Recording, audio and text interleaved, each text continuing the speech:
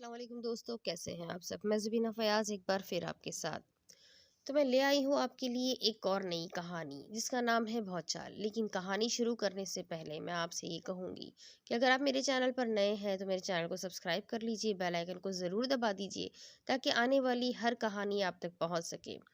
اور میں ساتھ ساتھ یہ بھی بتاتی چلوں کہ میرے چینل پر ہر قسم کی کہانی موجود ہے، جسے آپ سسپینس کہانی کہہ سکتے ہیں، بھوتوں کی کہانی، جنوں کی کہانی، فیملی ریلیٹڈ، محبت کی کہانی، ہر قسم کی کہانی۔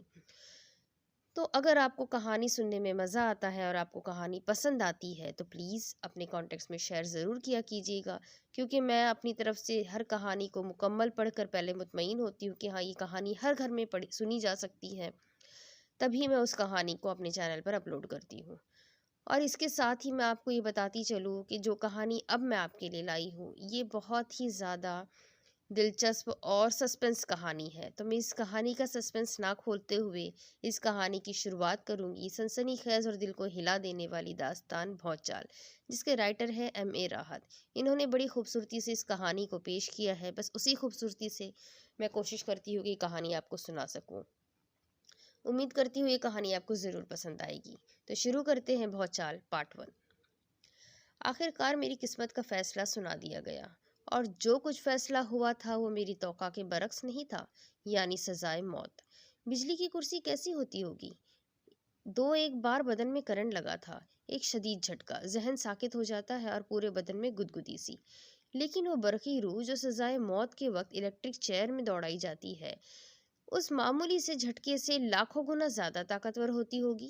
اچھا ہے، جیسے معمولی سا جھٹکا لگنے سے ذہن ایک لمحے کے لیے سو جاتا ہے، اسی طرح اتنی طاقتور برقی روح تو سوچنے سمجھنے کی قوت ہی مفلوج کر دیتی ہوگی۔ سائنس نے جہاں لوگوں کو تکلیف پہنچانے کی بہت سی ایجادات کی ہے، وہیں انسان کی آسانی کے لیے بھی بہت سے کام ہوئے ہیں۔ پہلے پھانسی کے تختے ہوتے تھے، رسی میں گردن باندھ دی جاتی تھی اور پھر پیروں کے نیچے سے رکاوٹ ہٹا دی جاتی تھی۔ بڑی تکلیف ہوتی ہوگی، لیکن اب مرنے میں بڑی آسانیاں ہو گئی ہے۔ کرسی پر بٹھاؤ، بٹن آن کرو اور پلک جھپکتے ہی کوئلے کے ڈھیر کے علاوہ اور کچھ بھی باقی نہیں رہ جاتا۔ موت ایک بھیانک تصور ہے۔ کون مرنا چاہتا ہے؟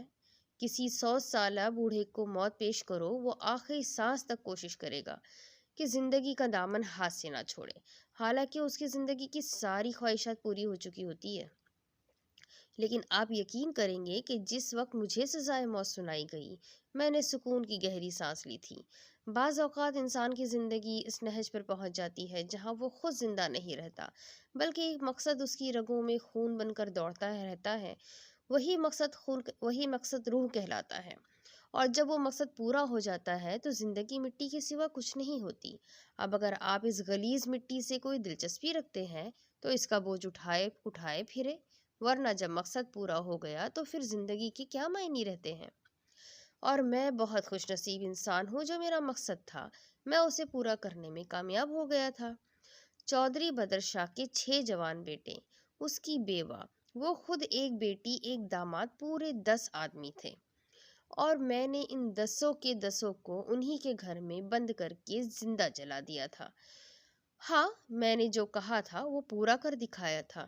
اپنے باپ کی لاش پر کھڑے ہو کر میں نے اس کے سینے سے ابلتا ہوا خون اپنے دونوں ہاتھوں میں لے کر چہرے پر ملا تھا، اور پوری بستی کے سامنے کہا تھا، بستی والو سن لو، تم نے دیکھا کہ چودھری بدر شاہ نے میرے بوڑھے باپ کو کس طرح قتل کر دیا ہے۔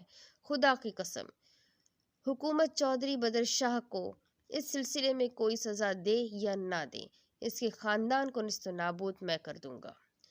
میں چودھری بدر شاہ کی نسل کو آگے بڑھنے دوں گا۔ سنو بستی والو، میں جا رہا ہوں، تم میں سے کسی میں جرت ہو تو میرے باپ کو کفن پہنا دینا، نہیں تو اس کی لاش کی تقدیر میں جو بھی ہوگا وہ ہوگا۔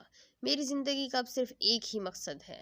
اور پھر برسات کی ایک رات 3 دن تک بارش لگاتار برسنے کے بعد تھوڑی دیر کے لیے رکی تو بستی والوں نے دیکھا کہ چودھری بدر شاہ کی حویلی شعلوں میں گھری ہوئی تھی۔ اس کی اور اس کے اہل خانہ کی دردناک چیخیں رات کے سناٹے میں دور دور تک گونج رہی تھی، اور جب بستی کے ہمدرد لوگ حویلی کی طرف دوڑے تو سنسناتی گولیوں نے ان کا استقبال کیا، اور رات کے سناٹے کو گونجنے والی آواز میری ہی تو تھی۔ بستی والو، میں آصف خان تم سے مخاطب ہوں، طارق خان کا بیٹا۔ جس کی لاش میں تمہارے حوالے کر گیا تھا، آج میں اپنے باپ کا انتقام لے رہا ہوں، میرے نزدیک آؤ۔ میں نہیں چاہتا کہ کسی اور کو نقصان پہنچے۔ ہاں، اگر تم چودھری بدرشاہ کی وفاداری کا اظہار چاہتے ہو تو رات گزر جانے دو، ان جسموں کو خاکستر ہو جانے دو، صبح کو ان کی جلی ہوئی لاشوں کے ساتھ میں بھی تمہیں یہی ملوں گا۔ اور وہی ہوا جو میں نے کہا تھا۔ میں نے انتہائی پرامن انداز میں خود کو بستی والوں کے سپرد کر دیا اور بستی والوں نے مجھے پولیس کے سپرد کر دیا۔ بات وہی ہوئی نا، یعنی مقصد باپ کی موت کے بعد میں نے قسم کھائی تھی، اور قسم کھاتے وقت مجھے پورا احساس تھا کہ میں جو کچھ کرنے والا ہوں اس کا نتیجہ کیا ہوگا۔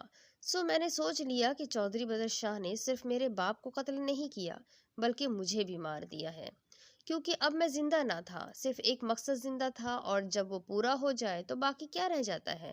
صرف مٹی کا ڈھیر۔ تو پولیس نے اس مٹی کے ڈھیر کے ساتھ جو سلوک کیا وہ نہ مجھے یاد ہے اور نہ ہی یاد رکھنا چاہتا ہوں۔ پولیس افسر بھی حیران تھے کہ کس سرفرے سے پالا پڑ گیا ہے۔ بستی والوں کو بھلا کیا مجال تھی کہ میری ہمدردی کرتے؟ حکومت نے ہی میرے لیے وکیل صفائی مقرر کر دیا تھا، اور وہ بیچارہ بھی مجھ سے عاجز آ گیا تھا، کیونکہ جو کچھ وہ مجھ سے کہتا میں اس کا الٹا ہی کرتا تھا۔ سو نہایت آسانی سے میں نے اپنے لیے سزائے موت کو راہ ہموار کر لی اور مجھے موت کی سزا دی گئی۔ یہ چند روز عجیب و غریب احساسات کے روز تھے۔ نہ جانے کیا کیا خیالات میرے ذہن میں آتے۔ لوگ کہتے ہیں کہ موت کے وقت کا کوئی تعین نہیں لیکن میں کہتا ہوں کہ مجھے اپنی موت کا وقت معلوم ہے۔ آج سے 4 دن بعد 6:15 بجے مجھے سزائے موت دی جائے گی۔ کیسے مزے کی بات ہے، مجھے اپنی موت کا وقت معلوم ہے۔ ساری روایتیں جھوٹی ہو جاتی ہیں، لیکن صاحب کیا کہا جا سکتا ہے، روایتوں کا قیام بہرحال کوئی معنی ضرور رکھتا ہے، اور بعض اوقات انسان جو خود کو بہت زیادہ ذہین سمجھنے لگتا ہے بری طرح چوٹ کھاتا ہے۔ سو یہی میرے ساتھ بھی ہوا۔ غالباً میری موت میں صرف 18 گھنٹے باقی رہ گئے تھے۔ مجھے ایک ایسی کوٹری میں بند کر دیا گیا تھا جہاں سزائے موت کے قیدی رکھے جاتے ہیں۔ تنگ و تاریک کوٹری، موت کے انتظار کا کوئی مونس نہیں تھا، ایک قبر کی مانند، اور میں خود منکر تھا اور خود ہی نکیر۔ اپنا حساب آپ لے رہا تھا۔ زندگی میں کیا کھویا ہے، کیا پایا ہے، کس پر ظلم کیا ہے اور کس کے ساتھ نیکی۔ نیکی اور بدی کا فیصلہ ہونے میں اب کتنی دیر باقی رہ گئی ہے؟ جس کا جو کام ہے کرے گا، میں کسی کے معاملات میں ٹانگ کیوں اڑاؤں؟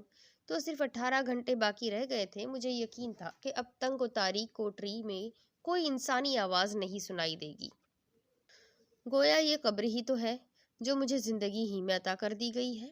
لیکن رات کے نہ جانے کون سے پہر، جب کہ نیند آنکھوں میں بھر آئی تھی، خواہ اس کے بعد موت ہی نصیب کیوں نہ ہو جائے، مجھے ہلکی سی چاپ محسوس ہوئی، شاید اس کوٹری کا دروازہ کھلا تھا۔ پھر روشنی کی ایک رمق اندر نظر آئی، اور اچانک کوئی دھڑام سے آ کر میرے اوپر گرا۔ میں بوکھلا کر اٹھ گیا اور ٹٹول کر اسے دیکھنے لگا، تو اتنا میں سمجھ ہی گیا تھا کہ کوئی انسانی جسم ہے۔ اس نے بھی مجھے محسوس کر لیا اور اس کے ہاتھ میرے بدن کو میری ہی مانند ٹٹولنے لگے۔ پھر ایک گھرراہٹ نما آواز سنائی دی، ہاں کون ہو بھائی، اور اس کوٹری میں کیوں ہو؟ پکنک پر آیا ہوں، میں نے مسخرے پن سے کہا، اور دوسری طرف خاموشی چھا گئی۔ شاید وہ سوچنے لگا تھا کہ پھانسی کی کوٹری میں یہ کون بے جگر ہے جو اس مزاحیہ انداز میں گفتگو کر رہا ہے۔ پھر جب حیرت کا دور ختم ہوا تو اس نے مجھ سے پوچھا، نوجوان ہو اور تم شاید بوڑھے معلوم ہوتے ہو؟ یہی بات ہے بڑے میاں، یہ پھانسی کی کوٹری ہے، کیا یہ بات بھی تمہیں معلوم نہیں؟ ہاں، میں بھی سزائے موت پانے والا ہوں، بھاری آواز نے جواب دیا۔ میرے بارے میں کیا پوچھا تھا تم نے؟ آواز سے جوان معلوم ہوتے ہو، بوڑھے نے کہا۔ ہاں بڑے میاں، میری جوانی کے 18 گھنٹے باقی ہے، پورے 18 گھنٹے، اور اس کے بعد میں بوڑھا ہو جاؤں گا، پھر مر جاؤں گا۔ اب بتاؤ، کیا میں پیدا ہو گیا؟ کیا میں جوان ہوں، بوڑھا ہو چکا ہوں یا مر چکا ہوں؟ کیا تم 18 گھنٹے کی زندگی کو کوئی حیثیت دے سکتے ہو؟ ہاں کہو گے تو میں تمہیں احمق سمجھوں گا۔ چند ساتھ خاموشی طاری رہی، پھر بوڑھے کی آواز ابھری، کیا موت کے خوف نے تمہارا ذہن معروف کر دیا ہے؟ اور میرے ذہن میں چنگاریاں سی بھر گئی۔ میں نے بوڑھے کا گریبان پکڑ لیا، کیا بکواس کرتے ہو؟ موت کیا ہے؟ خوف کیسا ہوتا ہے؟ میں لاش ہوں، لاش۔ خوف کسی زندہ انسان کے سینے میں تو پیدا ہو سکتا ہے، لیکن تم لاش کا دل کہاں سے لاؤ گے؟ اپنے الفاظ واپس لو ورنہ موت سے پہلے تمہیں ختم کر دوں گا۔ پورے 10 انسانوں کو قتل کیا ہے میں نے۔ اور بوڑھے کی ہنسی بے حد ٹھنڈی تھی۔ میرا گریبان چھوڑو نوجوان، دلچسپ انسان معلوم ہوتے ہو۔ زندگی نے کوئی مذاق کیا ہے تمہارے ساتھ؟ کہانی سننا چاہتے ہو؟ میں داستان گو نہیں ہوں۔ میں نے اس کا گریبان چھوڑ دیا۔ کہانی گزری ہوئی داستان کو کہتے ہیں، اور جو گزر جائے وہ قابل ذکر نہیں ہوتا۔ میں مستقبل کی باتیں کرنا پسند کرتا ہوں۔ کیوں آئے ہو یہاں؟ یہ لوگ مجھے موت دینے لائے ہیں۔ آہا، سزائے موت کے قیدی ہو؟ میں نے خوش ہو کر کہا۔ ہاں۔ کتنے مارے تھے؟ کیوں مارے تھے؟ تم مجھ سے وہی بات پوچھ رہے ہو جس پر خود جھلا گئے ہو؟ اوہ، بات درست ہے، میں نے اعتراف کیا، لیکن بڑے میاں موت کا کوئی خوف، مرنے کا کوئی رنج تو نہیں ہے۔ اور بوڑھے نے پھر ہلکا سا کہا لگایا۔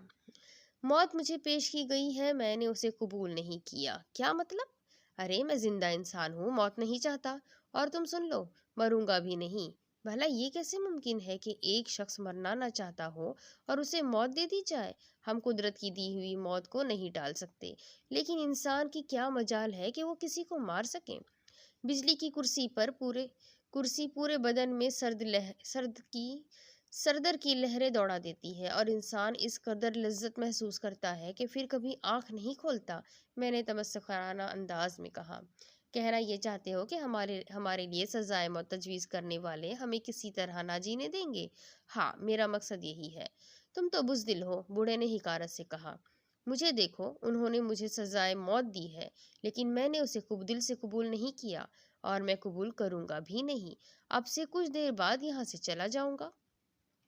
بہت خوب، میں نے طنزی انداز میں ہنستے ہوئے کہا۔ چلو گے میرے ساتھ؟ نہیں دیکھوں گا کہ تم کس طرح باہر جاتے ہو۔ زندگی کی آرزو نہیں ہے۔ نہیں؟ اوہ، پھر تمہاری بزدلی انتہا کو پہنچ چکی ہے۔ احمق نوجوان، مجھے دیکھو، میں بوڑھا ہوں، معذور ہوں، لیکن میں زندہ رہنا چاہتا ہوں۔ تو اتنی چھوٹی سی عمر میں کیوں مرنا چاہتا ہے؟ میری ایک منطق ہے، میں مقصد کو زندگی سمجھتا ہوں، اور جب مقصد پورا ہو جائے تو زندگی بے مقصد ہو جاتی ہے۔ تو تمہارا مقصد پورا ہو گیا؟ ہاں۔ لیکن نوجوان، تم نے اتنی طویل زندگی کو صرف ایک مقصد کے قابل کیوں سمجھا؟ یہ تو خوش بختی ہے کہ انسان کو کچھ مقصد حاصل ہو جائے۔ تمہارے نظریے کے مطابق اگر تم زندگی کا سب سے بڑا مقصد حاصل کر چکے ہو اور اپنی دانست میں زندگی ختم کر چکے ہو، تو پھر ان بقیہ سانسوں کو کسی اور صرف میں کیوں نہیں لگا دیتے؟ تمہیں کیا معلوم جس زندگی کو تم اس بے دردی سے ختم کرنے پر تلے ہوئے ہو، ممکن ہے وہ کسی کے کام میں آ جائے؟ نہ جیو اپنے لیے، اپنے آپ کو کسی دوسرے کے حوالے کر دو۔ ممکن ہے اس کی زندگی کو تمہاری زندگی کی ضرورت ہو۔ بوڑھے کے الفاظ نے نہ جانے کیوں میرے ذہن میں ہلچل پیدا کر دی تھی۔ مجھے محسوس ہو رہا تھا جیسے واقعی میری سوچ غلط ہو، لیکن بڑے میاں بھی پاگل ہی معلوم ہو رہے تھے۔ زندگی صرف چند گھنٹوں کے لیے رہ گئی تھی اور وہ نکل جانے کی باتیں کر رہے تھے۔ میں خاموشی سے ان کے بارے میں سوچتا رہا، وہ بھی خاموشی سے کچھ دیر تک سوچتے رہے، پھر بولے، میرے خیال میں تم اپنے فیصلے پر نظر ثانی کر رہے ہو۔ تم نے میرا ذہن الجھا دیا ہے، میں نے پریشان لہجے میں کہا۔ ایسی کوئی بات نہیں ہے، میں تمہیں زندگی کی راہ پر لے جانا چاہتا ہوں، تم نہ جانے کیوں موت کی وادیوں میں گم ہو جانا چاہتے ہو۔ اوہ، تم میرے بارے میں کچھ نہیں جانتے، زندگی اور موت میرے لیے یکساں ہے۔ غور تو کرو، اس دنیا میں اربوں انسان ہیں، زمین کے ایک ایک حصے پر لاکھوں جاندار ہیں، ان میں رشتے ہیں، ناطے ہیں، محبتیں ہیں، اپنائیت ہے۔ میں نہیں کہتا کہ دنیا میں میرے جیسے نہ ہوں گے، لیکن میں دعوے سے کہتا ہوں کہ انہیں میری مانند جینے کی خوشی نہ ہوگی۔ میری زندگی سے کسی کو کوئی دلچسپی نہیں ہے، میں مر جاؤں گا تو کوئی آنسو نہیں بہائے گا۔ ایسے بے مقصد انسان کو کیوں جینا چاہیے؟ مرنا بھی تو نہیں چاہیے۔ تم اپنے لیے کیوں جیتے ہو؟ میں نے کہا نا، تمہاری زندگی اگر کسی کے کام آ جائے تو یہ کتنی خوشی کی بات ہوگی۔ کیوں آ جائے جب کوئی مجھ سے ہمدردی نہیں رکھتا؟ ساری دنیا میرے لیے اجنبی ہے، میں تو ان اجنبیوں سے محبت کیوں کروں؟ کیوں کسی کے لیے اپنی زندگی کو وقف کر دوں؟ ان سے انتقام لینے کا بہترین طریقہ یہی ہے کہ خود کو فنا کر دیا جائے۔ تب بوڑھے کا ہاتھ میرے ہاتھ میں آ گیا، اس کے انداز میں بڑی محبت تھی، بڑی اپنائیت تھی۔ ٹوٹے ہوئے معلوم ہوتے ہو، بڑی توڑ پھوڑ ہوئی ہے تمہاری شخصیت میں۔ نہ جانے کون سنگ دل تھا جس نے تمہیں زندگی سے اتنی دور ڈھکیل دیا ہے۔ بہرحال میں چاہتا ہوں کہ تم زندہ رہو، یوں سمجھو میں ایک خود غرض انسان ہوں اور اپنے لیے تمہاری زندگی چاہتا ہوں، لیکن میرے بزرگ، ہم دونوں سزائے موت کے مجرم ہیں، جیل کی کوٹری میں ہے، اور تم اس طرح باتیں کر رہے ہو جیسے اپنی کوٹھی کے ڈرائنگ روم میں بیٹھے ہو۔ یہاں سے نکلو گے کس طرح؟ بہت آسانی سے۔ بات یہ ہے کہ میں ابھی زندگی چاہتا ہوں، میں نے موت قبول نہیں کی، اور جو موت قبول نہیں کرتے وہ موت سے جنگ کرنا بھی جانتے ہیں۔ ابھی تھوڑی دیر بعد میں زندگی کے لیے موت سے جنگ کروں گا۔ اگر اس جدوجہد میں مارا گیا تو سمجھ لوں گا کہ اس جنگ میں شکست ہو گئی، ممکن ہے زندگی ہی کامیاب ہو جائے۔ اگر مجھے میری زندگی کا کوئی مصرف بتا دو تو میں تمہارا ساتھ دوں گا۔ مصرف ہے، اور ایسا ہے کہ تمہیں اس سے دلچسپی ہو جائے گی، لیکن یہاں سے نکلنے کے بعد بتاؤں گا۔ میں اس کی باتوں پر غور کرنے لگا۔ در حقیقت میں نے پہلے اس انداز میں نہیں سوچا تھا، ورنہ خود کو اس طرح بستی والوں کے سپرد نہ کرتا، اسی وقت اپنے بچاؤ کے لیے جدوجہد کرتا۔ لیکن اب مجھے احساس ہو رہا تھا کہ زندگی واقعی ایسی بے حقیقت چیز نہیں ہے۔ زندگی کے بہت سے دور ہوتے ہیں۔ کیا سوچا؟ میں تیار ہوں، میں نے جواب دیا، اور بوڑھے نے مجھے ٹٹول کر سینے سے لگا لیا۔ یقین کرو، زندگی بہت خوبصورت ہوتی ہے، بشرطیہ یہ کہ اسے گزارنے کے گر سیکھ لیے جائے۔ میں اب بھی اور کبھی بھی تم سے یہ بات نہیں پوچھوں گا کہ تم یہاں تک کس طرح پہنچے، لیکن اپنے بارے میں اتنا ضرور بتاؤں گا کہ میں جان بوجھ کر یہاں تک آیا ہوں۔ کیا مطلب؟ میں نے صرف چند روپیوں کے لیے ایک شخص کو قتل کر دیا تھا، بھرے بازار میں، تاکہ مجھے یہاں تک پہنچا دیا جائے۔ مجھے ان روپیوں کی کوئی ضرورت نہیں تھی۔ اوہ، میں نے حیرت سے کہا، یہ حقیقت ہے میرے بچے، میں تمہیں اس کا ثبوت بھی دے دوں گا۔ لیکن آخر کیوں؟ تم یہاں کیوں آنا چاہتے تھے؟ اس داستان کو ہم کسی اور وقت کے لیے اٹھا رکھتے ہیں۔ برسات کا موسم دور ہے، امن کا دور ہے، ہم کچھ وقت سکون سے گزار سکتے ہیں۔ بوڑھے کی گفتگو میری سمجھ میں نہیں آ رہی تھی، لیکن بہرحال مجھے اس شخصیت سے دلچسپی محسوس ہو رہی تھی، اور میں اس کی باتوں میں بھی دلچسپی لے رہا تھا۔ پھر اب کیا کیا جائے؟ کیا وقت ہوگا؟ بوڑھے نے پوچھا۔ مجھے کوئی اندازہ نہیں ہے۔ اوہ، کیا یہ بہت تاریکی ہے یہاں؟ تمہیں کیا محسوس ہو رہا ہے؟ میں نے مزاحیہ خیز انداز میں پوچھا۔ بوڑھا چند ساتھ کے لیے خاموش ہو گیا، پھر ایک گہری سانس لے کر بولا، یا تو یہاں گہری تاریکی ہے، یا تم میرا مذاق اڑا رہے ہو۔ کیا مطلب؟ میں نے متحرانہ انداز میں پوچھا۔ میں اندھا ہوں، بوڑھے نے جواب دیا، اور میرے ذہن کو ایک شدید جھٹکا لگا۔ اب تک کی گفتگو سے کہیں سے ایسا نہیں ہوا تھا کہ بوڑھا اندھا بھی ہے۔ میری خاموشی سے ہی بوڑھے نے اندازہ لگا لیا کہ میں ابھی اس بات سے لا علم ہوں۔ چنانچہ اس نے گردن ہلاتے ہوئے کہا، مجھے یقین ہے اس وقت گہری تاریکی ہے اور تم میری صورت نہیں دیکھ پائے۔ ہاں، یہ حقیقت ہے، لیکن محترم دوست، کیا تمہاری ساری باتیں ناقابل فہم نہیں ہیں؟ تم اندھے بھی ہو، تم بوڑھے بھی ہو، تم نے ایک قتل بھی کیا ہے، اور تم یہاں سے نکل جانے کی باتیں بھی کرتے ہو۔ بلا شبہ تمہیں میری باتیں حیرت انگیز محسوس ہو رہی ہوگی، لیکن میرے پیارے بیٹے، کچھ عرصے کے لیے اپنے تجسس کی آنکھ کو بند کر لو اور صرف میری ہدایت پر عمل کرو۔ میرا خیال ہے بہت مختصر وقت میں تمہیں میرے بارے میں معلوم ہو جائے گا۔ بوڑھے کے لہجے میں عاجزی تھی، اور میں کسی سوچ میں گم ہو گیا تھا۔ اب تک میں نے صرف جذباتی انداز میں سوچا تھا، میں یہی سوچتا رہا تھا کہ مقصد کے حصول کے بعد زندگی ضروری نہیں ہوتی، لیکن بوڑھے سے گفتگو کرنے کے بعد نہ جانے کہاں سے میرے ذہن میں بھی زندگی کی روشنی کی ایک کرن دوڑ آئی تھی۔ میں بھی زندہ رہنے کے بارے میں سوچنے لگا تھا۔ تب بوڑھے کی آواز ابھری، کیا تیار ہو؟ ٹھیک ہے، میں نے گہری سانس لی، میں تیار ہوں۔ بہت خوب، مجھے خوشی ہے کہ میں نے تمہیں زندگی کی اہمیت سے آشنا کر دیا۔ بہت ہی عمدہ۔ تو میرے بچے، ہم اب سے چند منٹ کے بعد کام شروع کر دیں گے۔ ہاں، تمہیں اس جیل میں کتنا عرصہ ہو گیا ہے؟ تقریباً 1.5 سال، میں نے جواب دیا۔ یقیناً تم اس کی پوری پوزیشن سے واقف ہوں گے۔ کیا تمہیں اندازہ ہے کہ اس وقت تم جہاں موجود ہو، یہ جگہ جیل کی دیوار سے کتنی دور ہے؟ میں چاہتا ہوں کہ تم صرف ایک بار مجھے اس کا نقشہ سمجھا دو، بوڑھے نے کہا، اور میں اپنی یادداشت کے سہارے اسے صورتحال سمجھانے لگا۔ بوڑھا بہت غور سے سن رہا تھا، پھر اس نے غالباً گردن ہلائی۔ ٹھیک ہے، اس طرح معمولی چالاکی سے ہم جیل کی دیوار عبور کر سکتے ہیں بیٹے، لیکن اس آہنی کوٹری سے کیسے نکلو گے؟ سنتری یہاں سے خاصی دور ہے، اور تم بتا چکے ہو کہ کوٹری کے پیچھے ایک ناکارہ گلی موجود ہے جو کوڑا کرکٹ پھینکنے کے کام آتی ہے۔ ہاں، میں نے جواب دیا۔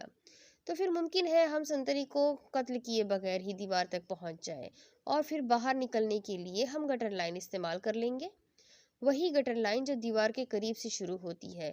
لیکن چچا جان، اول تو اس کوٹری کی موٹی سلاخیں، اور پھر جس گٹر لائن سے آپ فرار کا پروگرام بنا رہے ہیں اس کے اوپر بھی آہنی جنگلہ زمین کی خاصی گہرائی میں نصب ہے، وہاں سے فرار کی کوئی گنجائش نہیں ہے، اس لیے اس طرف محافظ خاصی نگرانی بھی نہیں رکھتے۔ واہ، بوڑھا خوش ہو کر بولا، اور تم کہتے ہو کہ فرار کی کوئی گنجائش نہیں ہے؟ آؤ۔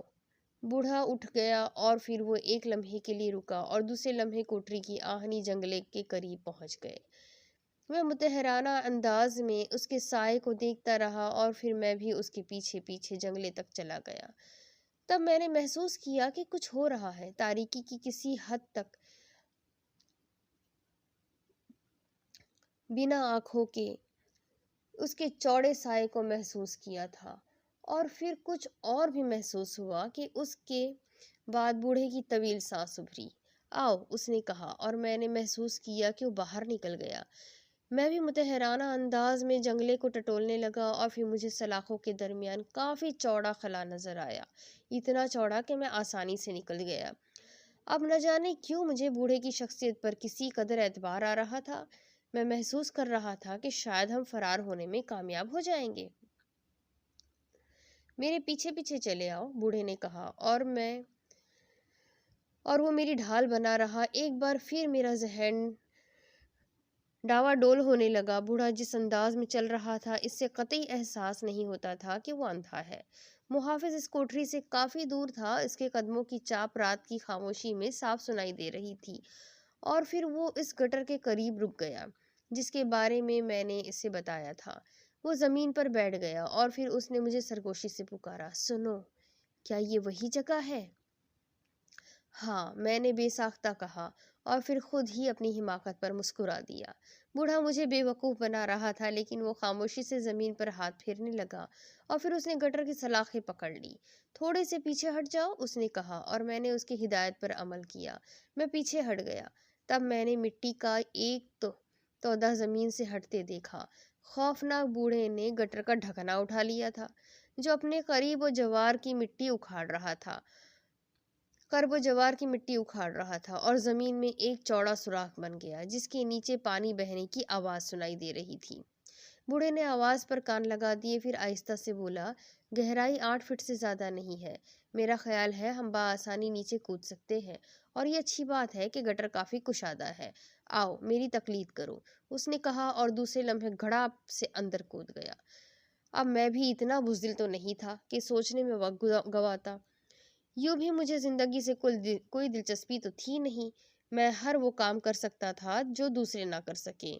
پھچاک سے میں غلیظ پانی میں جا پڑا، جس میں شدید تعفن تھا، لیکن پانی ٹخنوں سے تھوڑا سا ہی اونچا تھا، اور اس کا بہاؤ بہت آہستہ تھا۔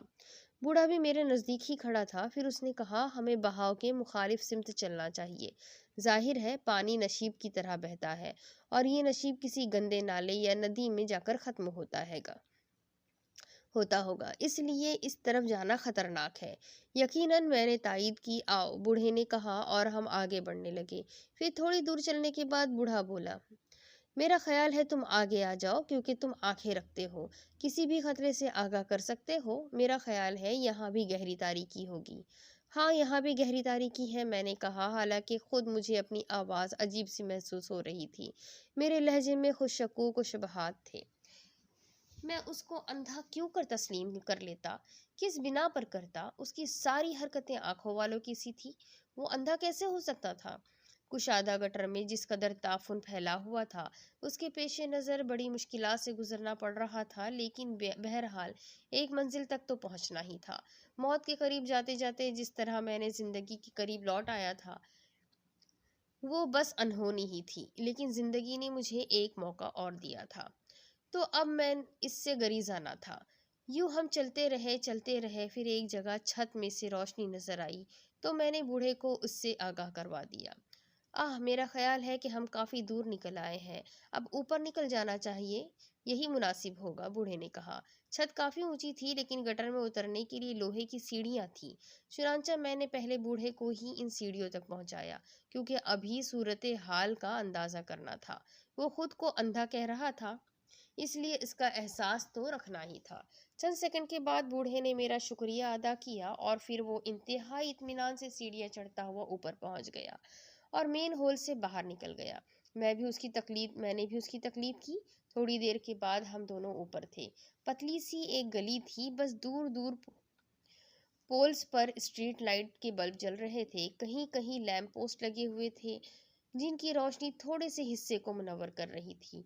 काफी तारीकी छाई हुई थी, रात क्योंकि ज्यादा गुजर चुकी थी, इसलिए जागते हुए लोग नजर नहीं आ रहे थे, शायद गलियों के कुत्ते भी सो चुके थे।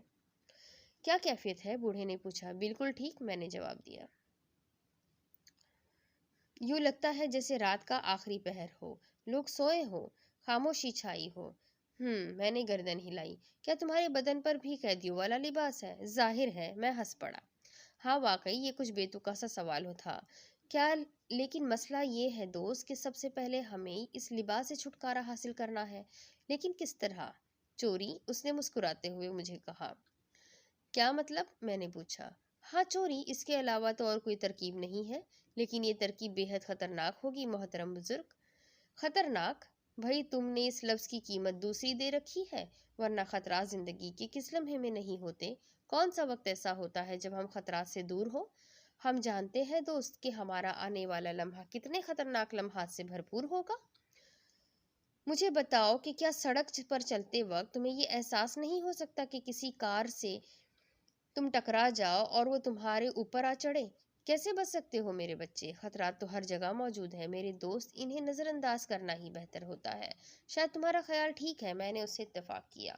बूढ़ा दिलचस्प इंसान मालूम होता था और बहरहाल उसकी बातें हकीकत से दूर ना थी। आहिस्ता आहिस्ता वो मुझे पसंद आता जा रहा था। लेकिन अब मसला ये है कि क्या अब हम किसी मकान में दाखिल हो? मैंने पूछा। हाँ यही बेहतर है। तब ठीक है, किसी भी मकान का इंतखाब कर लिया जाए, लेकिन इस सिलसिले में मैं नाकारा साबित होऊंगा, सिवाय इसके कि बाहर खड़ा कदमों की चाप सुनता रहूं। मेरे दोस्त तुम कोशिश करो, यहाँ सिर्फ तुम काम कर सकते हो। ठीक है, मैं कोशिश करता हूँ। तुम इस जगह खड़े हो जाओ और हाँ, अगर कोई खास खतरा महसूस करो तो सीटी बजा देना, मैंने कहा और बूढ़े ने गर्दन हिला दी। अजीब व गरीब हालात थे, खतरनाक थे भी और नहीं भी। अब से कुछ घंटे पहले मेरे जहन में तसव्वुर भी न था कि मैं जिंदगी के लिए कोई जद्दोजहद करूंगा, लेकिन अब मैं मुकम्मल तौर से जिंदा रहने का ख्वाहिशमंद था। मकान में दाखिल होने के बाद और अपनी पसंद के लिबास चुराने में जो हालात पेश आए, इनमें कोई ऐसा वाकया ना था जो खास तौर पर काबिल जिक्र हो। बस हुआ यूं कि कुछ करेंसी और चंद लिबास जो मेरे दानिस्त में हम दोनों के बदन पर पूरे आ सकते थे, हासिल कर लिए गए और मैं बाहर निकल आया। शायद किस्मत ही यावर थी कि इन हालात में कोई खास वाकया पेश नहीं आया था, ना कोई खुशगवार बात हुई थी। बूढ़े के नजदीक पहुंचा तो उसने बड़े तपाक से मेरी तरफ हाथ बढ़ा दिए। क्या काम हो गया बच्चे? उसने पूछा। और एक बार मैं फिर हैरान रह गया। उसका ये अंदाज ऐसा नहीं था जिससे वो अंधा मालूम होता। ताहम मैंने जवाब दिया, हाँ काम बन गया। बहुत खूब, उसने मुस्कुराते हुए कहा और फिर हम एक दीवार की सिमत बढ़ गए।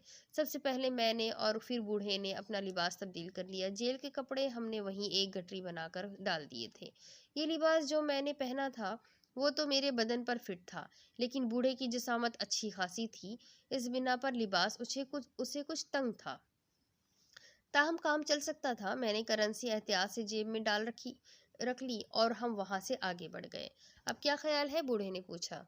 ये तो तुम ही बता सकते हो, मेरे जहन में कोई ख्याल नहीं है, मैंने जवाब दिया। इस वक्त हम एक लैंप पोस्ट के नीचे से गुजर रहे हैं। मैंने बूढ़े के चेहरे पर निगाहें दौड़ाई। पहली बार मैंने उसके चेहरे को बगौर देखा और एक बार फिर मुझे जहनी झटका लगा। मेरे ख्याल के मुताबिक बूढ़ा अंधा होने का फरेब कर रहा है, वरना इसमें कोई बात भी अंधों जैसी नहीं थी। लेकिन अब मैंने इसकी आंखें देखी तो मुझे एहसास हुआ कि रोशनी का तो सवाल ही पैदा नहीं होता। उसकी आंखों में दो गड्ढे थे जिनमें कुछ भी न था, यकीनन वो अंधा था। لیکن ایک اندھا اس قدر تیز حسیات کا مالک؟ یہ بات متحیر یقین تھی۔ تمہارا نام کیا ہے نوجوان؟ بوڑھے نے پوچھا۔ آصف خان۔ اور بوڑھا گردن ہلانے لگا۔ تب میں نے سوچا کہ میں بھی کیوں نہ بوڑھے کا نام ہی پوچھ لوں۔ اور تمہارا؟ میرا نام؟ بوڑھا چند لمحات کے لیے رکا، پھر بولا، پروفیسر زرغام۔ اب ہم کہاں چلیں؟ چند منٹ کے بعد میں نے پھر پوچھا۔ آصف؟ بوڑھے نے مجھے پکارا۔ ہاں، میں نے اس کی طرف دیکھا۔ مجھے ایک بات بتاؤ، اگر تمہیں زندگی مل جاتی تو تم کہاں صرف کرتے؟ بوڑھے نے پوچھا۔ یہ بات مجھ سے بار بار کیوں پوچھتے ہو؟ میں بتا چکا ہوں کہ پوری دنیا میں میرے باپ کے سوا میرا کوئی نہ تھا، اور وہ مر چکا ہے۔ اس کی موت کے بعد میں نے بھی مرنے کا فیصلہ کر لیا تھا، اور تم نے دیکھا کہ میں موت کے کتنے نزدیک تھا۔ اب تم مجھے زندگی کے قریب لے آئے ہو تو مجھ سے ایسی باتیں مت کرو۔ میرا کوئی نہیں ہے، میں کہیں نہیں جانا چاہتا۔ او میرے بچے آصف، میں تمہارے زخموں کو نہیں کریدنا چاہتا تھا۔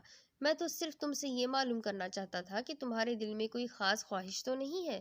اگر نہیں ہے تو میں تمہیں دعوت دیتا ہوں کہ تم میرے ساتھ چلو۔ کہاں جاؤ گے؟ راجپورہ، بوڑھے نے جواب دیا۔ کیا مطلب؟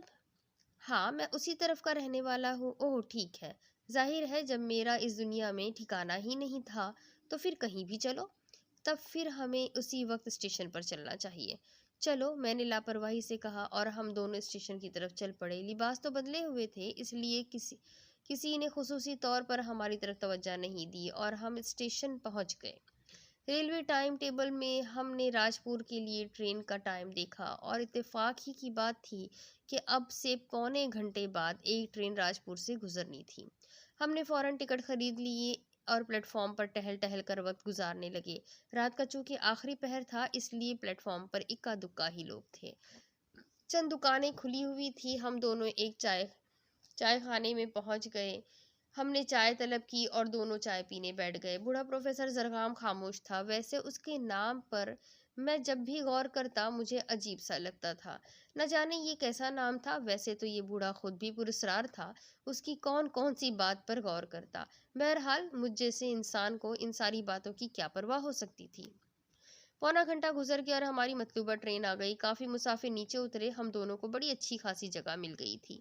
بوڑھا زرغام ٹرین میں بھی آنکھوں والوں کی طرح ہی چڑھا تھا۔ اس کے انداز میں ذرا سی بھی جھجک نہیں تھی، البتہ سیٹ پر بیٹھنے میں اس نے میری مدد ضرور طلب کی تھی۔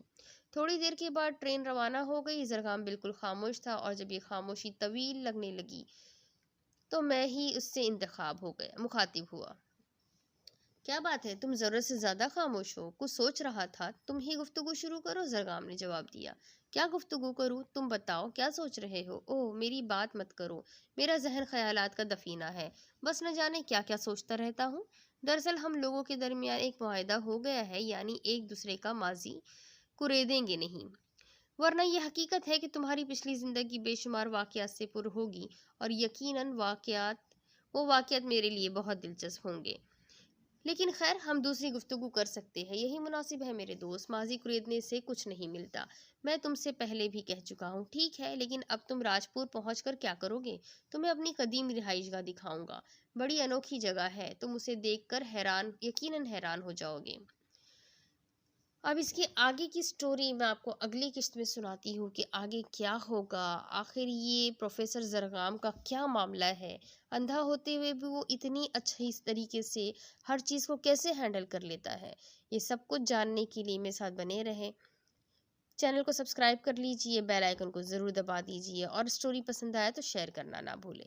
اگلی قسط میں پھر ملیں گے۔ اللہ حافظ۔